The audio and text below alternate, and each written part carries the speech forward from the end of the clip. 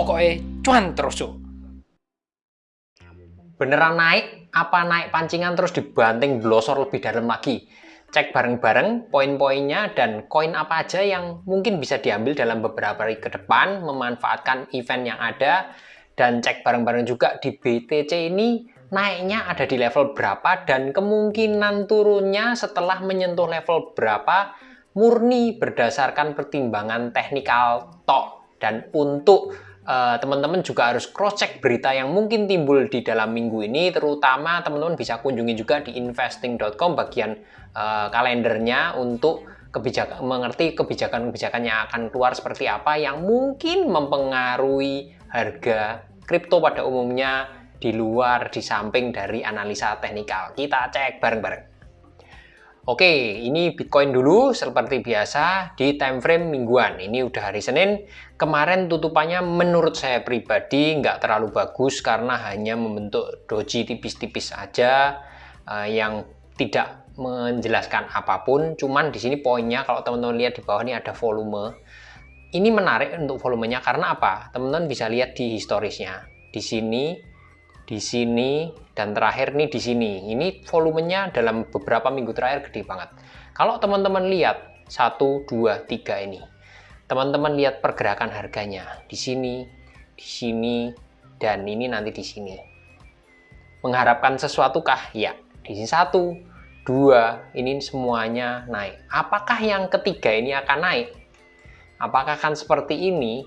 Ya, kita nggak tahu. Posisinya apakah beneran seperti ini? Kita akan tunggu dalam beberapa minggu depan seperti apa. Cuman kita akan bahas di sini, apakah kalau misalnya bener naik, kurang lebihnya targetnya seperti apa, gitu ya. Jadi poinnya, untuk mengulangi hal yang sama seperti tadi, kita cek dulu aja. Dari yang sebelumnya itu, kenaikannya seberapa besar kalau dari Fibonacci. Kita ambil titik tertingginya, tes ke bawahnya di sini. Saya tarik garis, drag seperti ini. Kalau teman-teman lihat di sini, ini kenaikannya kurang lebih berada di level sekitaran 0,786-nya dari Fibonacci. Sekarang kita geser ke sebelahnya, yang tadi berdasarkan volumenya sama besarnya, di sebelahnya ada di sini. Ini di titik tertingginya dulu, kita tarik tertinggi dan kemudian titik terendahnya di sini. Poin yang kedua, yang volumenya besar, ini area sini ya tadi ya. Harga Bitcoin setelah nyentuh ke bawah, karena ada akumulasi di bawah, ternyata menyentuh di garis 0,618. Berbeda sedikit, yang tadi 0,786, yang berikutnya 0,618. Kita akan coba kopikan lagi nih ke sebelah tadi, berdasarkan murni dari fakta ada akumulasi volume dan kalau marketnya beneran naik. Kalau di sebelah kita drag di sini aja, terbawahnya seperti ini, dan titik tertingginya kita ambil sampelnya di bagian sebelahnya, titik tertinggi di sebelahnya, di sini. Maka kita akan dapatkan level seperti ini. Ya, 0,618 dan 0,786-nya di area ini. Ya, ini saya hapus dulu dan akan kelihatan ini area dari resistennya. Ya. Titik 29.500 sampai dengan 32.700 murni kalau dari sejarah. Kalau berulang kembali ini gambarannya. Dan kalau kita sebetulnya tarik garis ke belakang gini, maka ini sinkron, matching ya. Nih lihat, ini adalah titik-titik dari supportnya candlestick. Terus kalau kita lihat dari garis kijunya ini merah ini, itu berada di area yang mirip-mirip. Sekitaran di sana 32.900 ya, karena ini lebih di atas. Cuman ini semakin mempertegas kalau mungkin aja sejarah bisa berulang kembali dilihat dari time frame mingguan dari Bitcoin dan akumulasi volume di sini. Ini targetnya ya. Seperti yang tadi terlihat 29.500 sampai dengan 32.700. Kalau mempertimbangkan area kijunya berarti sekitaran 32.900. Apakah akan nyampe sana? Kita cek bareng-bareng aja. Cuman kalau kita tambahkan sekali lagi resistennya dengan garis seperti ini, garis resisten tarik garis miring seperti ini, trendline, maka ini berada di area yang jauh di bawahnya. Nanti akan kita bahas untuk garis trendline ini di time frame lebih pendek lagi. Oke, ini kesimpulannya dari yang weekly. Sementara Ichimoku masih bearish, intinya seperti itu ya. Kita turunin di daily untuk melihat lebih jelasnya. Oke, di daily ini tadi garis birunya area yang kita targetkan. Kalau nggak ada berita yang negatif banget, masih sesuai track di sini, kenaikannya adalah area biru.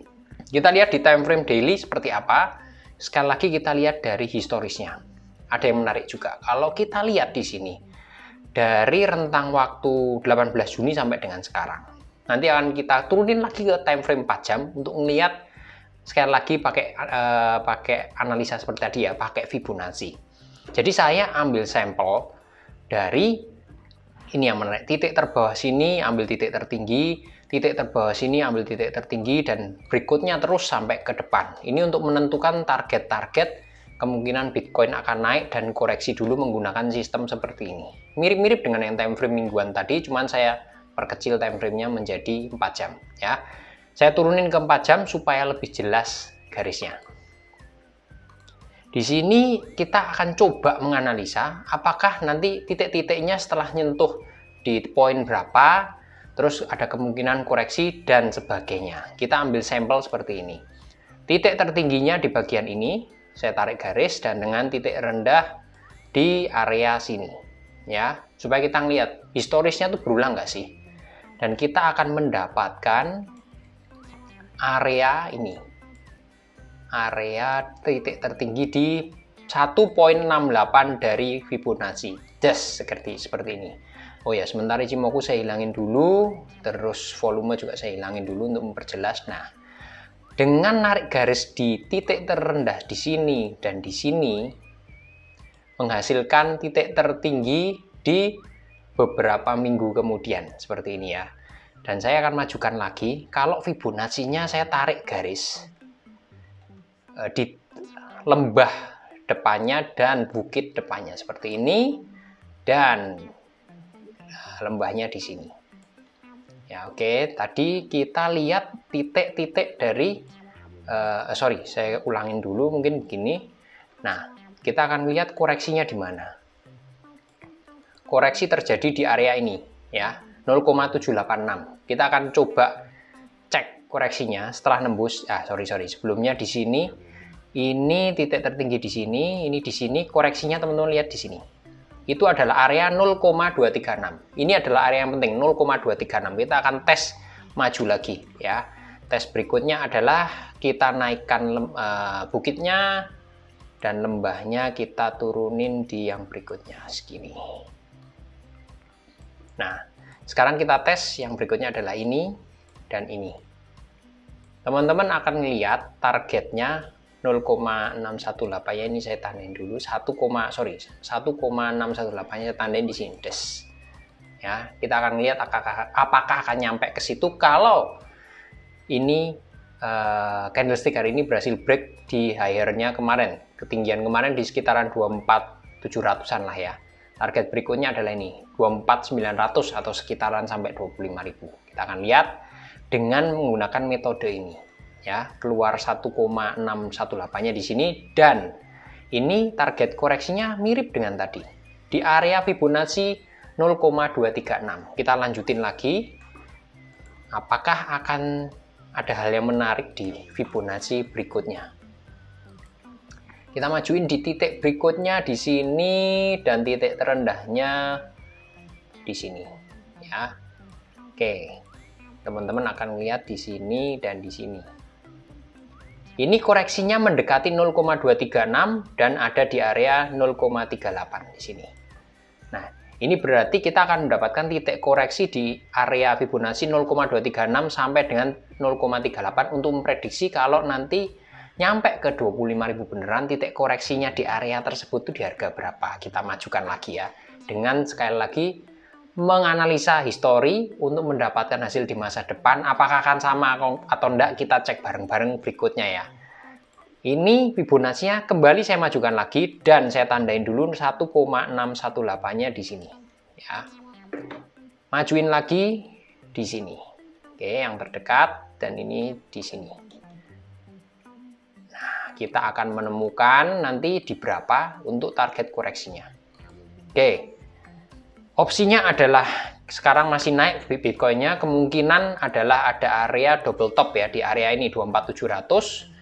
Terus kalau ketembus tadi ya 24.900 sampai dengan 25.000 tertembus, sementara area hijaunya dapatnya di sini 27.580. Resisten berikutnya teman-teman cek di yang ini ya, area biru yang tadi di time frame mingguan.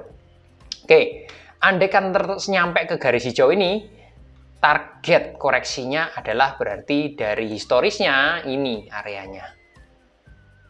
Area dari koreksi menggunakan Fibonacci. Nih, areanya adalah di kisaran 21.680 sampai dengan 22.300-an ya.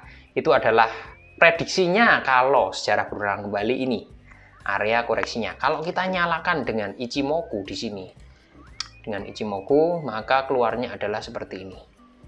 Ya, ini adalah gambarannya. Ichimoku berarti masih jauh di atasnya. Kalau tidak sepesimis dari area support yang terbentuk dari historis Fibonacci. Kita akan lihat apakah dengan metode seperti ini beneran bisa tercapai dalam beberapa hari ke depan. Sementara ini ya, tadi saya ulangin lagi, resisten yang terjadi berarti dengan menggunakan Fibonacci adalah